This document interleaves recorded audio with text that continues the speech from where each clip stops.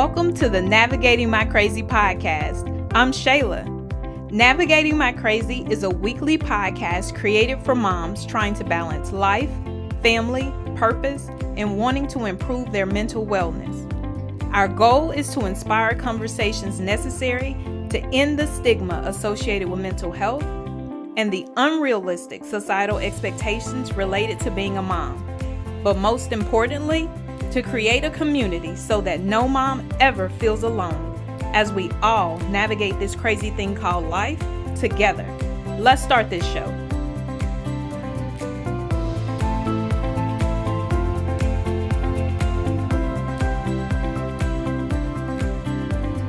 All right, so on this week's episode of the Navigating My Crazy podcast, we have Miss Molly Williams joining us, and I'm so excited. Molly is someone that I've actually worked with as a coach. She has just given me so much inspiration, and just anytime that I thought about quitting, Molly would send me a message that would just make me get up and keep going. Molly is a personal coach for women at Molly Williams Coaching. She is founding a clarity school that will help women take charge of their emotions, believe in themselves, and get to their goals. Molly's own personal experiences with depression, anxiety, and an eating disorder for most of her young life, along with a deep personal loss, inspired her amazing collision course adventure with personal development, positive psychology, and self-image. So thank you, Molly, for joining us. Thank you. I'm so excited to be a part of this, Shayla. Thank you so much. No problem. One of the things that I'm so excited, Molly actually helps with a lot of things. So some of the things that I'm really excited about, the process that she has laid out is for betrayal trauma and then also creating clarity, because I know clarity and just really understanding and figuring out where you want to go and how do you get there is something that a lot of moms struggle with, especially after becoming moms and the changes that occur in our lives. So Molly, which one do you want to start with? Betrayal trauma or creating clarity? Let's start with betrayal trauma. Then we'll dovetail it into clarity. Jump right in. What is betrayal trauma? Okay, so betrayal trauma can happen in any relationship, but we most typically are talking about it in a romantic relationship. And that is when one of the partners has been unfaithful in some dimension that's leaving the other partner feeling betrayed. What typically happens is it affects us in multiple dimensions. That's where the trauma comes from. So we may have felt safe that we could trust someone, we could communicate with someone had our back, we were financially connected to them, our living situation was connected to them, and all of a sudden the betrayal trauma uproots all of that. And that's where a lot of the traumatic experience comes from. Right. Wow. Yes, I'm sure we've all experienced that in some capacity. So what are some things that you even see coming in when you're working with women with this that you really hone in on? Yeah. So, and speaking from personal experience, something that I have noticed is that we aren't always aware of the process that our brains and our nervous systems are going through while we're experiencing betrayal trauma. I really like that you said, I'm sure this is something we can all relate to or we've all experienced, because even if we have not experienced it in a romantic relationship, we've probably had some of this feeling in a friendship or a work experience with our parents, something like that. And so I think it's really helpful to me to be able to identify, like, okay, this thing I'm experiencing, like the reason I can't just get over it is because it was actually traumatic. It betrayed my trust or my security on some level. Anytime you're experiencing that, there are phases that you go through. And so in my own personal experience, what I noticed was that when I first found out about the betrayal, I was like eerily calm, very collected, very logical. And there was a part of me that was thinking, what's wrong with me? Why am I not kicking and screaming and freaking out? My background originally is from corporate development. And in corporate development, there is a principle. It's a group dynamic. So anytime a group is trying to form and get a task done, there are predictable phases that they go through. So the very first phase in a group is called forming. And so this is when you have new people in a group and they're in forming phase, there's not going to be a whole lot of opinions voiced. There's not going to be a whole lot of action taken because everybody is sitting, watching, waiting, trying to figure out who does what's the new normal going to look like, who is in charge here. They're just taking in information. It's kind of a guarded place. Mm-hmm. We're all trying to figure out, like, are we safe? Are we not safe? Like we're taking everybody in. So after you go through forming, the next phase is storming. And so storming is when the things that aren't quite feeling right, we start to voice them. We start to act out about it a little bit more. We start to take charge and say, no, I'm running with this part of our group dynamic. This is when things feel like they will never get better. It feels like chaos. You haven't figured out that new normal. But the next phase is then called norming. So we've got forming, storming, then norming. And norming is when that starts to shake out. You start to find your new normal, who does what, who's in charge of what, what's safe, what's not safe, what are the boundaries here. And then the final phase is called performing. And that's where productivity, moving forward, all of that happens. So the reason I'm teaching those principles is because I noticed when we go through betrayal trauma, we go through the exact same pattern. And the group that's trying to get itself together in this case, it's your mind, it's your heart, it's your emotions, it's your nervous system. Mm-hmm. You experience the betrayal and you think you should immediately go to storming, but you don't, because every piece of you is on high alert, trying to figure out what is safe. You're like bagging and tagging memories where you're like, hold on, was this person lying to me back then? I remember this thing felt weird. Every part of your nervous system, every part of you is trying to figure out like what's safe, what's normal going to look like, probably being more quiet than normal. Then you're going to move into a storming phase. It might take 24 hours. It might take 2 weeks. It might take a month, but just know there's nothing wrong with feeling kind of compartmentalized and like hyperlogical in the beginning. That is your brain's normal process before it's going to move into storming. And then what's helpful to me to think about when you're in that storming phase is like, this is predictable, right? Anyone would be in storm mode. You're trying to find safety. You're trying to assert yourself. You're trying to find boundaries, and it's going to feel painful. It's going to feel hard. But the good thing to know is then there is a norming phase that's going to come. And it's not a clean break. You don't just wake up one morning and you're like, I'm in the norming phase. Everything's right. Here comes the storm.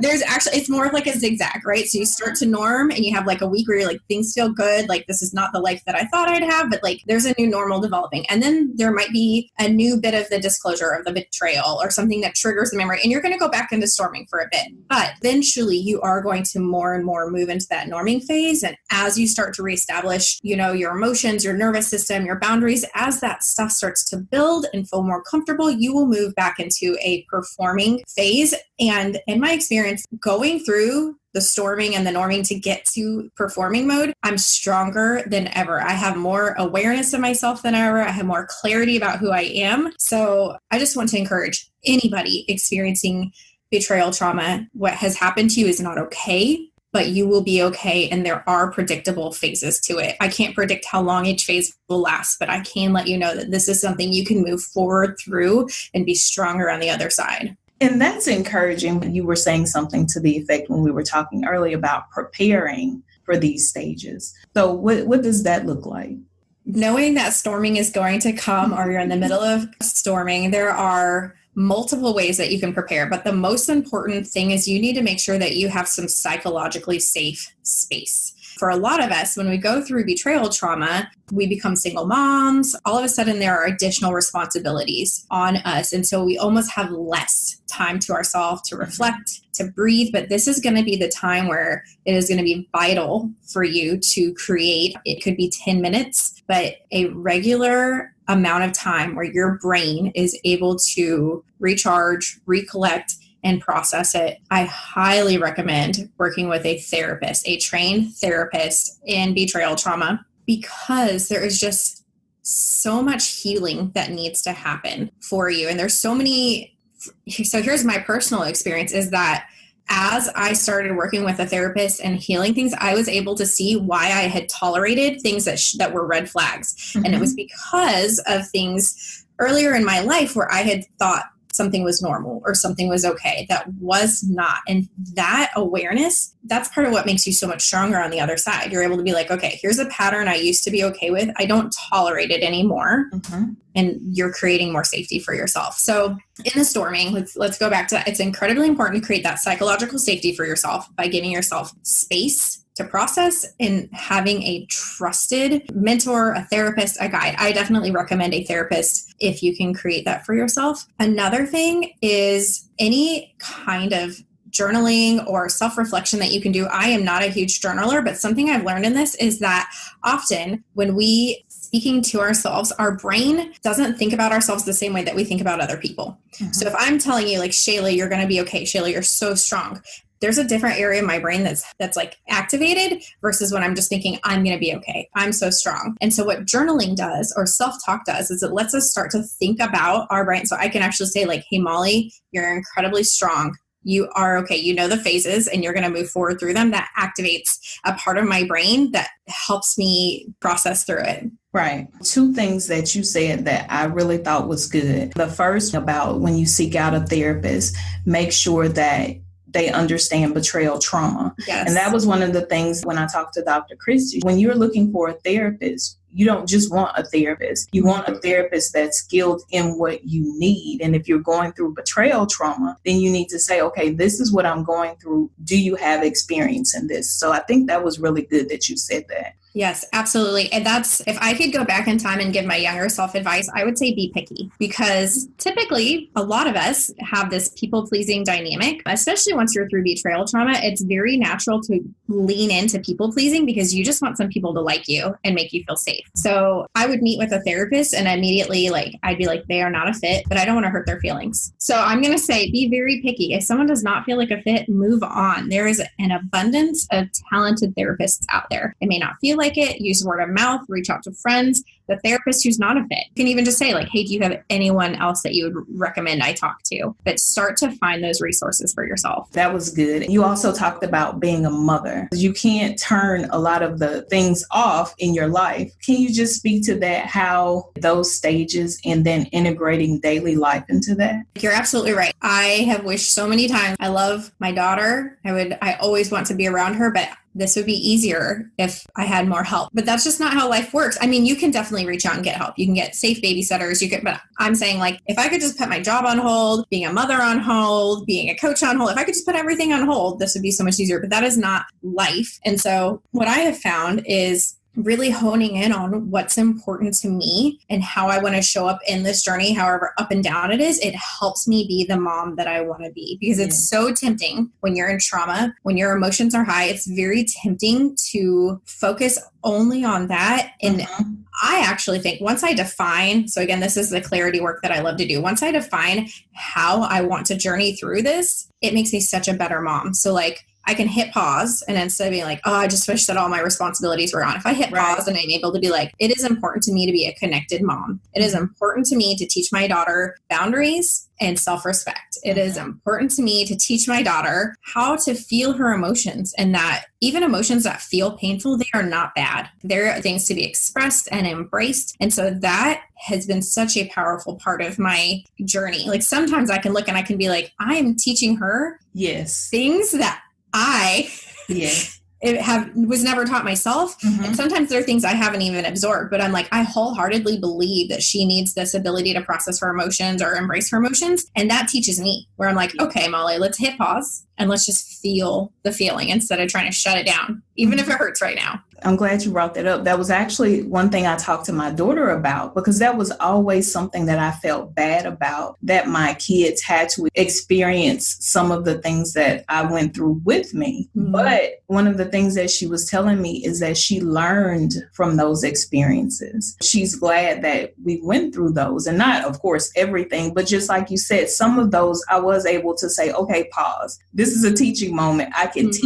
them from this. Like you were saying with the betrayal, not to say never get married, but to use it as a teaching moment, those red flags that I realized that I was missing, to say, well, these are some things when you're in a relationship that you need to make sure that you're involved in or that you're looking out for. So I really like when you were saying those teaching moments. That's good. Yeah. And especially like when you are in the middle of trauma and your emotions are more raw, like you may show more anger. You will most likely show more grief. And I think a lot of us feel like what you expressed, like we feel bad that our kids have to see it. And I just think that there is so much value in being able to hit pause. So I have a young daughter, and to be able to hit pause and be like, hey, even when mommy's sad, even when she seems frustrated, like you are safe. And I love you. And then making sure that my actions really do reinforce that, that I'm not creating cognitive dissonance where I'm like screaming and throwing things and being like, you're safe, but like, so much.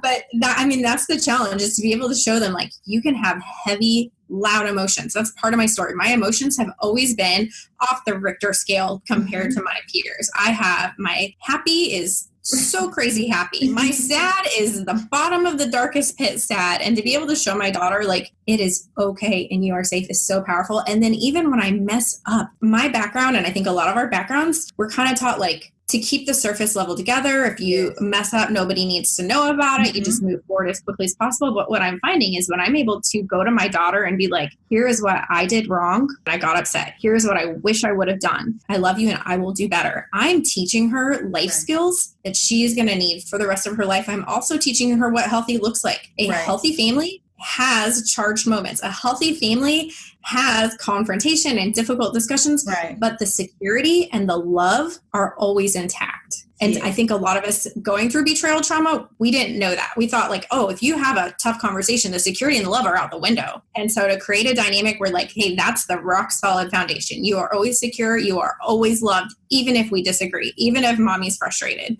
even if you're frustrated. I think that is so powerful. So honestly, going through this journey with a young daughter and choosing to be as intentional as I can and to grow every day for her, it has taught me so much. You know, like I wouldn't wish it on either one of us. Right. And I remember in your masterclass, the emotion scale that you were talking about, coming from the South, the expectation of being a Southern woman, quiet and poised, just keeping your emotions in check. It's okay to get mad. Don't stay there and understand why you're there, but it's okay. You're human.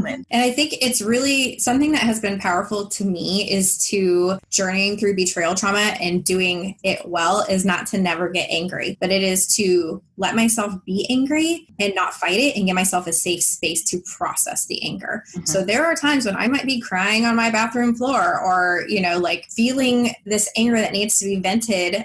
We could go into so many things with this. Like there are intentional ways. So sometimes it's talk therapy or sometimes it's speaking. There is also, I'm reading a book, like your energy, it is your emotion is energy inside of you and you have to release it. So sometimes we need to take fighting actions. Sometimes we need to like punch the air, punch a pillow. Sometimes we need to scream, but with intention. Like, hey, I'm angry and right now I'm going to process it in a safe place that does not hurt other people versus what typically happens when we try and keep it all together, right? Like makes me think of what you're describing, the Southern women. It boils over at some point, a crazy snap that does hurt people or in weird passive aggressive ways or, you know, whatever. And so that has been something like a new insight for me of like, what does this journey look like to do it well? It's not get angry or it's not don't be sad. It's do both of those and do them in a safe way where you're allowing the emotion to move through you and shoving it down within you. That's why just being intentional so that we don't get to the point where we're actually blowing up cars. Yes. So, but you know that it's coming. So preparing yourself for that storm, you would do in a real storm, preparing yourself because you know that it's coming, and it lessens that impact. Yeah. And I'm actually really glad that you said waiting to exhale because those are some other tools that I meant to mention with going through the storm. Breathing, it sounds so simple, but breathing is the best gift you can give to your nervous system. Taking a few deep breaths is your signal to your body, I am safe. Right now, I am safe. You can downregulate some of those stress chemicals that are flowing through you in the middle of trauma like that. Breathing is, so I think some of my clients think I'm crazy because I kick off my calls and I'm like, okay, tell me what you really want to address today. And then they tell me and I'm like, let's do our centering breath. And I'm not like huge into yoga or anything like that, but the breath is so powerful. It's actually something that a therapist taught me in the past is like, I would come to her on my lunch break and my brain would be going 20 million directions. And she'd be like, okay, we're going to center and we're going to breathe. That is the best thing you can do. It takes 30 seconds. And that is when you can feel when you're like, I am in the storm phase. I am storming right now. Give yourself a few minutes and breathe. Let yourself know I am safe. I am getting through this. I'm taking a step forward. The other thing is self-care, which I have rolled my eyes at the word self-care for so many years because I did not know what self-care meant. Right. People would be like, take a walk and take a warm bath. Both of those things are not what I want to do when I'm in the middle of trauma. So my perspective on self-care is that, and again, this is what being a mother has taught me. I look at my daughter and I'm like, I make sure when it's cold, she has a coat. I make sure she has food. I make sure she is clean, she is clothed. And those are things that in the middle of betrayal trauma, lots of us let that slip for ourselves. So we're not preparing food for ourselves. Sometimes we're not always showering. We're not keeping a solid bedtime. I have talked to multiple women. This is something interesting. And I caught it in myself first. It was very cold this winter, and the winter lasted forever where I am. And I would not wear a coat or gloves. I would get myself out the door and be freezing cold and uncomfortable. My daughter would have a coat, but I didn't. I just started to catch that where I was like, okay, this is an opportunity for self-care. I think it was just like I was in a hurry, and there's probably a deeper thing of self-esteem there. You know, when you're going through betrayal trauma, sometimes it can make you feel like you're not worthy of care, but like we are. And this is what I want to show my daughters. Like, we take good care of ourselves. We keep ourselves warm. And so then once I shared that with women, there were other women who were like, I don't wear a coat. I don't wear gloves. I want to, but I just don't think of it, or I'm in too much of a hurry. And so that but really like an extra 30 seconds to put on a coat and gloves. It's little things like that like self-care does not have to be extravagant. There is extravagant self-care. I believe that investing in a coach is one of the best pieces of self-care that you can give yourself. That is more of an extravagant self-care where you're like, hey, I am so into creating an intentional future. I'm going to invest in someone to help hold me accountable and give me strategy, but it does not have to be that extravagant. I'm saying like shower, bedtime, food that has nutrition in it, like give your body, your nervous system, your brain tools to be healthy. It's so important. Right. And that's one of the things that I was talking to a young lady about, self-care, because like you said, a lot of times people think it's going on vacation or going to a spa or doing something expensive. And it's like I was telling her, it's whatever you need to get your brain back to where it needs to be. So if it is getting your toenails done, then it is. If it's for you to take a bath, if it's reading a book or standing outside in the sun, I find that helps me. Just standing outside in the sun and just, getting life, that helps me feel life. So the self-care is going to be different for everyone, but just understanding what it is for you is what's important.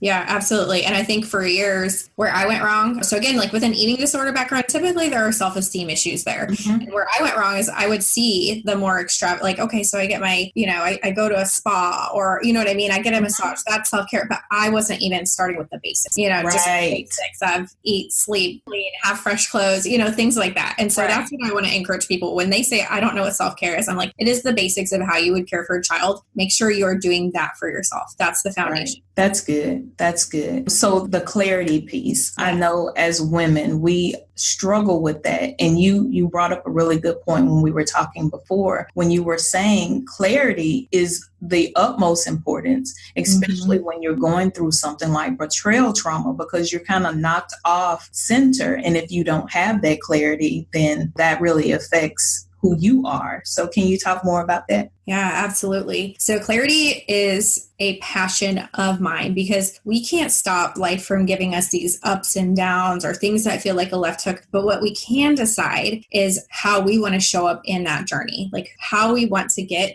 to a healthier, happier version of ourselves. Like, how are we going to journey through that? I like to use a metaphor. So I was driving down the highway and there was this truck, and the truck was like right on my bumper, driving like crazy. So I get over, just trying to keep me and my daughter safe. And then I watch the truck zoom ahead and do it to the next car. And then I watch them swerving in and out of the highway, like basically leaving a reign of terror behind them, like just this emotional wake of like tension and anger, and nobody felt safe, I'm sure. The funny thing is, like, I'm watching, like every time we would hit a stoplight, like we would still be in the same kind of chunk of traffic. Like all of that was not really getting them where they wanted to be. This happened for like 45 minutes. And I have probably been that person before on the road, unfortunately, but I have definitely been that person emotionally in life where we know where we want to go. And it doesn't seem to matter how uncomfortable we make ourselves, how tense. Like, imagine when that person arrived at their destination, like where their shoulders were in relation to their neck and their ears. And then imagine the people, the 40, 50 people on the highway in their wake, the influence, the wake that they experience because of that. I think everybody experienced stress. And we can do that with our emotions where it's just like, I'm going to be happy. I'm going, you know what I mean? Like, I'm going to be happy, or I'm going to get this job, or I'm going, like we are so determined on our goal. We forget about how we journey there.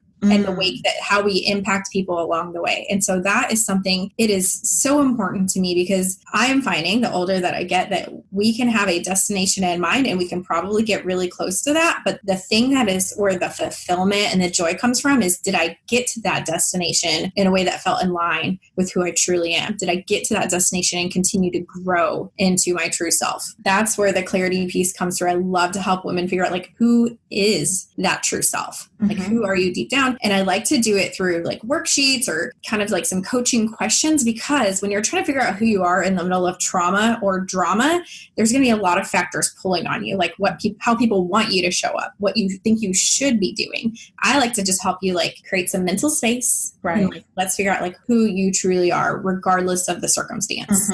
Yes. And especially moms. Once we become a mom, we feel like that is what we're supposed to do. Oh, yeah. And it's like, well, what did you want to do before you became a mom? What was it in the back of your head that you wanted to be when you grew up? And then how do we get there? Because eventually your kids grow up and they move and they become their own people. So you still have to be your own person. You can't just base your entire life on being a mom. Just like you can have a career and be a mom. You can be a wife and be a mom. You know, that does not have to be your end all be all. So I love that clarity piece because I struggled with that myself just for a really long time, not really knowing ever what I wanted to be when I grew up. I knew I was good at a couple of things. So just really understanding, creating that clarity was huge for me. And I know it's huge for a lot of women. Absolutely. I can so relate to what you're saying. And looking back, I can see how even up until the point that I had my daughter, I did not have clarity on who I was or how I wanted to journey. I was still trying to figure out like, what's my destination? Like, what's my career going to be? What's my,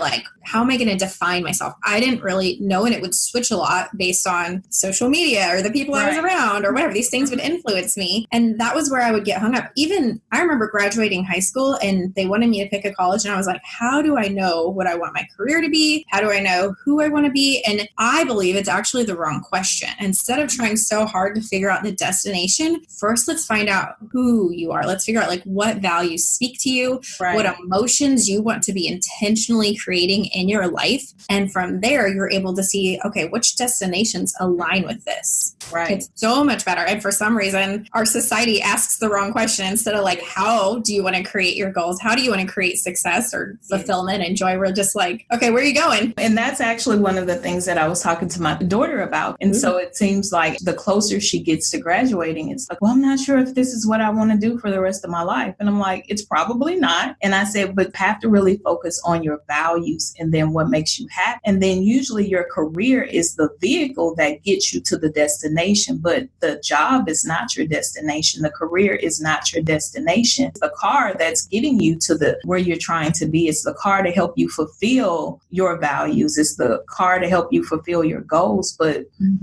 the actual career or the job is not you. You are something separate. And that's what that clarity is. I love that. Yes. And once you create that clarity, like what I have learned, like even in the middle of betrayal trauma and so many different stressors on my family dynamic and things like that, like I can say there are definitely some very rough times, but overall, I am the most fulfilled, confident, and peaceful that I have ever been from the bottom of my heart. And it is because of that clarity. What that clarity lets you do is, regardless of your circumstances, you get to know how you're going to show up. So if I was in a corporate job and I had, had this midlife realization, like I chose the wrong career, I could still find joy and fulfillment in that corporate job because I know every day, here's how I'm going to show up to the people around me. Here's how I'm going to approach my work ethic. If I am in a family situation that doesn't feel, it's not the family that I wanted. Like, yes, we always want to get safety. We want to create safe boundaries, but I'm saying even with that, you can be a fulfilled, happy person once you have that clarity on who you are and where you want to go.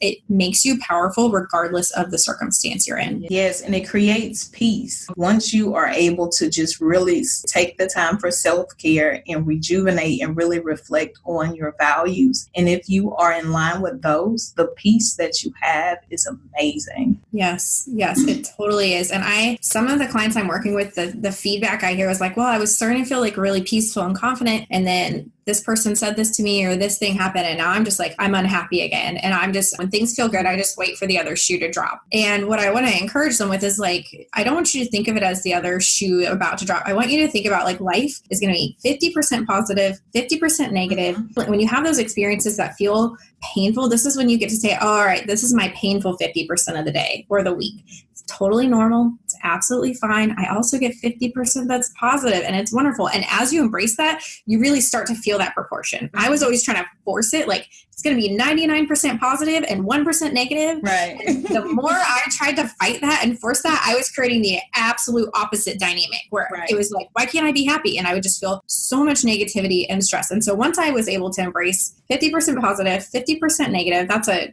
paradigm by Brooke Castillo, by the way. I want to make sure she gets credit where credit is due. But once I was able to embrace that and live in that, then it was like, okay, like this is totally normal. And it goes back to, how am I going to show up in that 50% negative? And, you know, like making sure that it's in alignment with the clarity I've created around who I am. That has been the game changer. It has been it's been a blessing to start to figure that out. And one of the examples that I use is finding your peace is like being on a balance beam. And of course, there are going to be all of these exteriors. The wind is going to blow to try to push you off that balance beam. But if you keep remembering what that balance beam is, it gets wider and it gets wider. So it's harder for things to push you off. And so once you continue to clarify what that piece is for you, the beam gets wider and it gets harder for things to push you off. So as you're finding it, sometimes it's really, really small and it's easy for things to push you off. But the more you really get clarity on what your piece is, it gets wider and it gets so much harder for things to knock you off kilter. That's the example that I use. I love that. Keep people focused on, sometimes it starts off small, but what can you do to get more clarity on what that piece is for you? Absolutely. And when you are knocked off and you feel off kilter, you know exactly where to go to get back there. That's the amazing part about creating that clarity for yourself. Yes. So Molly, I missed you so much. I enjoyed talking. I'm so happy to see you. So tell everyone how they can contact you if they want to be a part of your coaching, because you have amazing information to offer. So if someone wanted to contact Molly Williams, how do they do that? Yeah, so I would so love to work with you guys, help you get your goals, help you create clarity, help you through the hard ups and downs of life. You can reach me. My website is thefutureofyouisfantastic.com. So again, that's www.thefutureofyouisfantastic.com. I have a free training about showing up as your true self. You're welcome to join that. I've got some other things that'll be posted there. You can check that out. But yeah, I would love to connect with you and hear your story. And Shayla, I just want to say, like, I'm so honored to be here. And I am just so thrilled with what you are creating on this podcast. These are discussions that more women need to hear. I love that you're removing the stigma of fighting for our mental health. This is something every single human being needs to do. And I'm just like, this is an incredible thing you're creating. Thank you. And thank you so much for encouraging me whenever I just kept saying that I can't do it. And you were like, yes, you can. So thank you so much. You are so awesome. And I will put all of your information in the show notes so that everybody can see how to get in contact with you. So Molly, thank you so much for joining me. I had such a blast. Thank you so much for having me on. Thank you for listening to the Navigating My Crazy podcast. Don't forget to send all of your questions to questions@navigatingmycrazy.com, or you can complete the form on our website at navigatingmycrazy.com/contact. Also, join the community and chime in on the conversations by liking and following Navigating My Crazy on Instagram, Facebook, and Twitter. Subscribe and rate us 5 stars on iTunes or your favorite podcasting platform. Moms, have a great week and get ready for our next Talk It Out Tuesday.